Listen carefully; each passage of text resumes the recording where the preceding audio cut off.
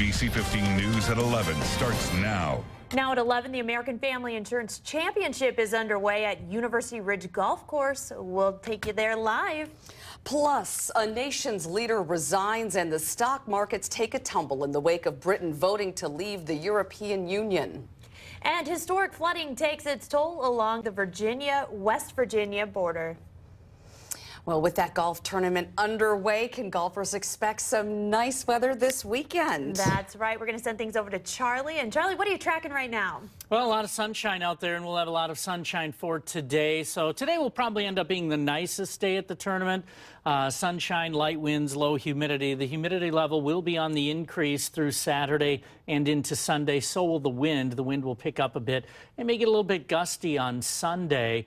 Showers and thunderstorms will be likely Saturday night. Today, though, sunshine, 82 degrees for the high. Those winds shifting to southeasterly at about 5 miles per hour. We'll run down that weekend forecast in detail coming up in just a few minutes. Charlie, thank you. In making news around the nation, the votes have been counted in the United Kingdom, where history was made overnight. The UK has become the first country to choose to leave the European Union, and Britain's Prime Minister says he will resign. Now, in response, markets, even here at home, are reacting. Scott McLean has the latest. One of the world's largest economies will soon be an island to itself. Let June the 23rd go down in our history as our Independence Day. Great Britain voting by a narrow margin to leave the European Union. Nearly 52% to leave, 48% to stay. One of the instigators of the referendum, UK Independence Party leader Nigel Farage, declared victory. A victory for ordinary people, a victory for decent people. But while some were celebrating, others were panicking. In the span of just a few hours, the British pound sunk more than 10% against the dollar, its lowest level in more than 30 years, dragging world markets down with it. Bank of England Governor Mark Carney did his best to calm the situation, saying some market and economic volatility can be expected as this process unfolds, but we are well prepared for this. British Prime Minister David Cameron called the referendum in the first place and fought hard to keep the country in the European Union. He says he will not be the man to lead it outside of the bloc. The British people have made a choice. That not only needs to be respected, but those on the losing side of the argument, myself included, should help to make it work. In Washington, I'm Scott McLean. Meantime, the French foreign minister said the European Union is, quote, sad for Great Britain and for Europe.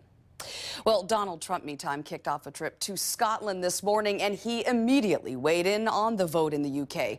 Trump is there to check on a pair of his championship golf resorts. He said he supports the UK leaving the EU. The main issue surrounding this departure, immigration. Also the same issue Trump has been hitting over and over again on the campaign trail.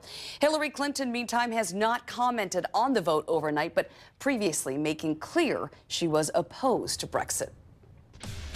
Happening today, a Lake Mills man accused of stabbing his brother pleaded no contest today in court. 22-year-old Anthony Selden stabbed his 19-year-old brother during an argument in March. Today, during a plea and sentencing hearing, Selden was convicted of first-degree reckless injury. He was sentenced to 2 years in prison and 2 years of extended supervision. A Janesville man has been sentenced to 18 years in prison for a crash that caused the death of an unborn child. Police say Brandon Russell was out of control when he crashed into a pregnant woman's car in April of 2015. Her unborn child died after an emergency cesarean section. Russell pleaded guilty in January to homicide by intoxicated use of a vehicle. He admitted smoking marijuana before that crash. The woman asked for a maximum sentence of 43 years. Russell said he was sorry and never would have smoked marijuana if he had known what would have happened.